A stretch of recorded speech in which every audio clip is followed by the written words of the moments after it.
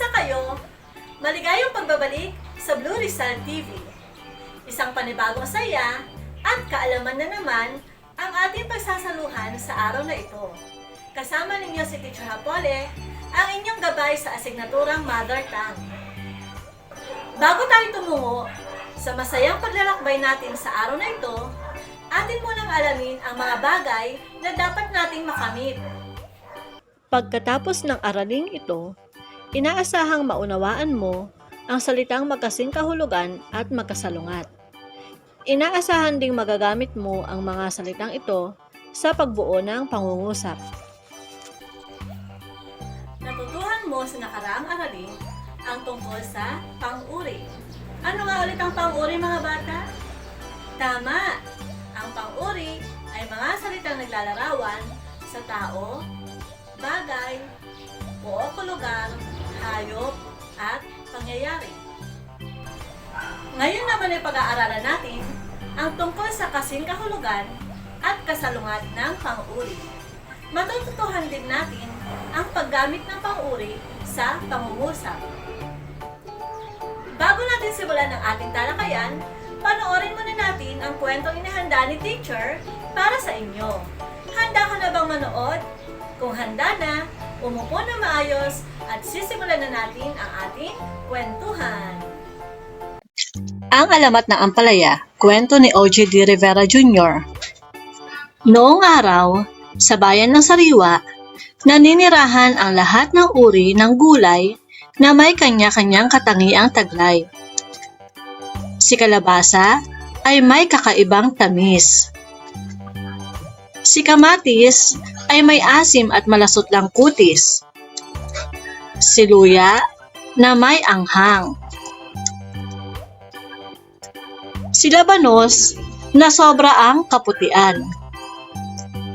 Si talong na may ilang balat. May lunti ang pisngi, si mustasa. Si singkamas ay may kakaibang lutong na taglay. May manipis na balat si sibuyas. Si patola ay may gaspang nakaakit-akit. Subalit, may isang gulay na kakaiba ang anyo.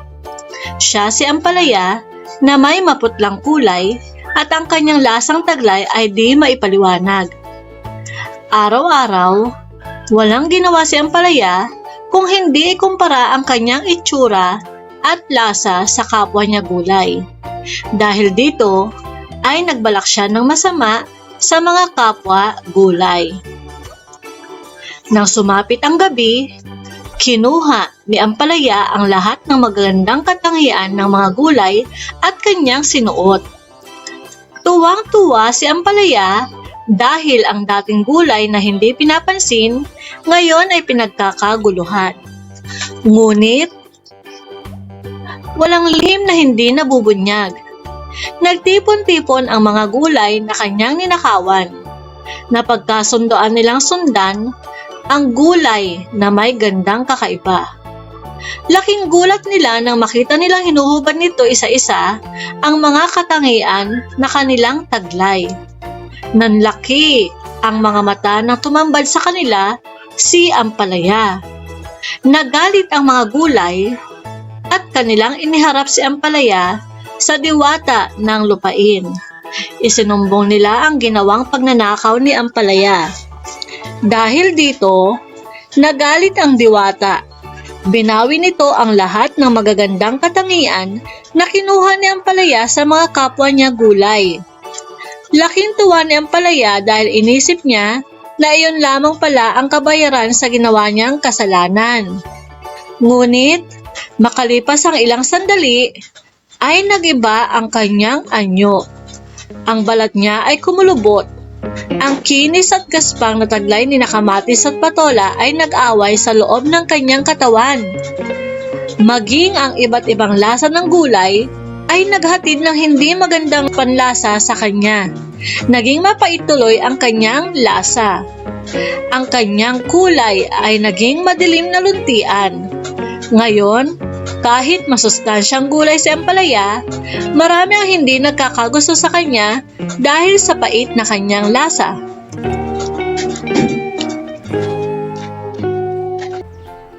Ayan! Nagustuhan ba ninyo inyong napanood mga bata? Tungkol saan nga ang ating kwento? Tama! Ang ating kwento ay tungkol sa mga gulay. Kumakain ba kayo ng gulay mga bata? Mahusay kung ganon. Dahil kailangan ng ating katawan ng gulay. Ngayon naman ay babalikan natin ang mga salitang binanggit upang ilarawan ang mga gulay sa ating kwento. Tara, simulan natin. Umpisahan natin kay kalabasa mga bata. Ano nga ang katangian ni kalabasa? Siya ay may tamis na taglay. Ang susunod na gulay ay si kamatis. At si kamatis daw ay may asim at malasoplang kutis. Ang susunod naman ay si luya. Si luya daw ay may taglay na anghang. Pagkatapos ni luya ay si labanos. Si labanos ay may taglay na kaputian. Siya daw ay maputi. Si talong naman, anong kulay ng balat ni talong mga bata?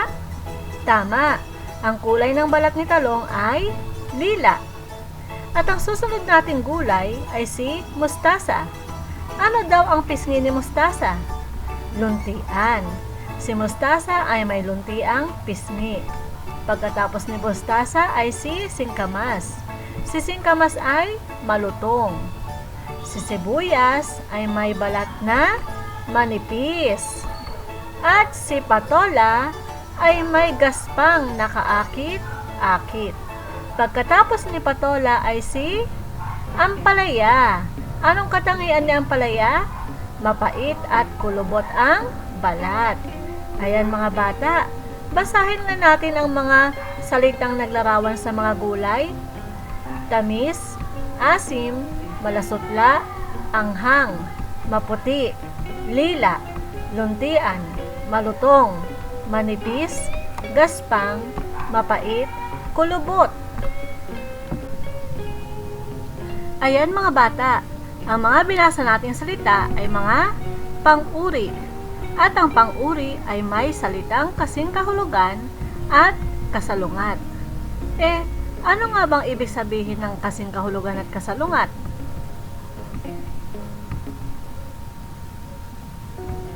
Mga salitang magkasing kahulugan. Mga salitang magkapareho ang ibig sabihin. Halimbawa, malasutla, makinis, luntian, berde, kulubot, kuluntoy. Narito naman ang mga salitang magkasalungat. Ano ang ibig sabihin ng salitang magkasalungat?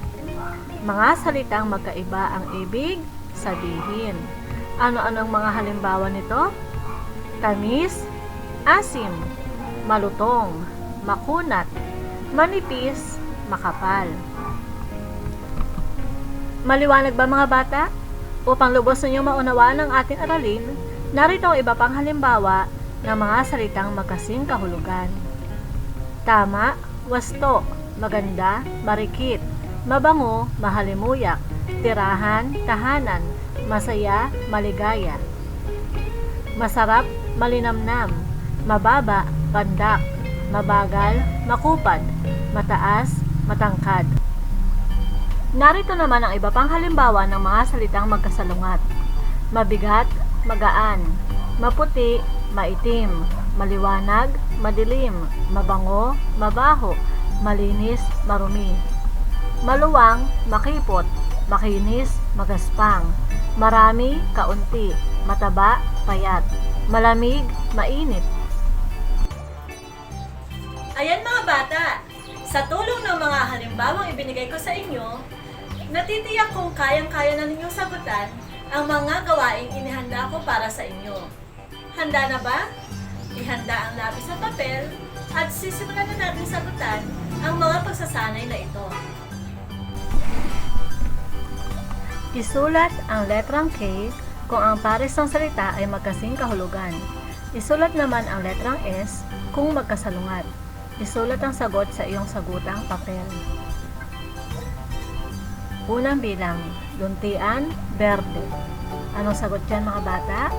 Letrang K o letrang S. Pangalawang bilang, manipis, makapal. Sa pangatlo, bago, sariwa.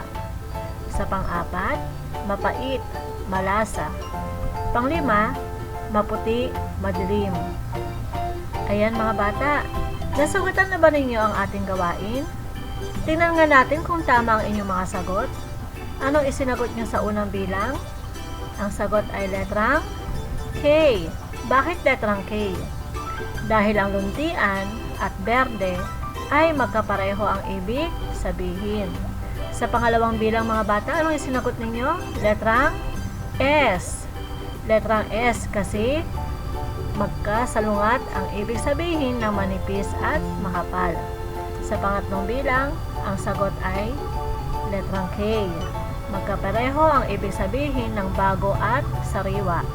Sa pang-apat, ang sagot, letrang S. Magkasalungat o magkaiba ang ibig sabihin ng mapait at malasa. Sa panglima, ang sagot natin ay letrang S pa din. Magkasalungat ang ibig sabihin ng maputi at madilim. Ayan, ang husay naman yung sumagot sa ating mga gawain. Tungkol saan nga ang ating pinag-aralan mga bata? Tungkol sa salitang magkasing kahulugan at salitang magkasalungat. Kung ang pares ng mga salita ay magkapareho ang ibig sabihin, ang tawag natin sa kanila ay salitang magkasing kahulugan. Ngunit, kung ang pares ng mga salita ay magkaibang ibig sabihin o magkabaligtad, ang tawag natin sa kanila ay mga salitang magkasalungat. Maliwanag ba? At para sa ating pangwakas na gawain mga bata, tukuyin ang kasing kahulugan ng mga sumusunod na pang-uring may salunguhit sa bawat pangungusap.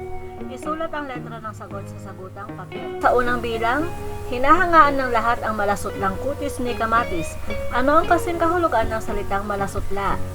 A. Magaspang, B. Mapula, C. Maputla.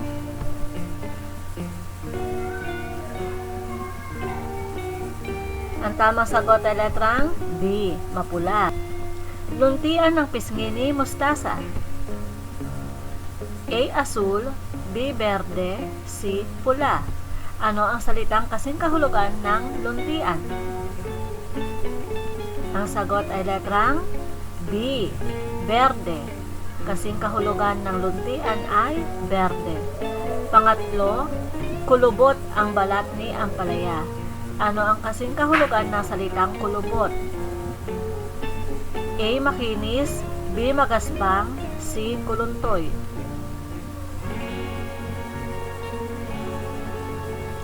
At ang sagot ay letrang C. Kuluntoy ang kasing kahulugan ng salitang kulubot. Pang-apat na bilang, magaspang ang balat ni patola.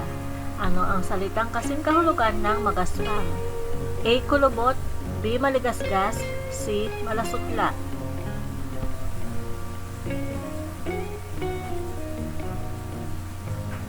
Ang tamang sagot ay letrang B. Maligasgas ang kasing kahulugan ng salitang magaspang. Panglimang bilang, si talong ay may kulay lilang balat. Ano ang kasing kahulugan ng salitang lila? A. Asul, B. Berde, C. Ube.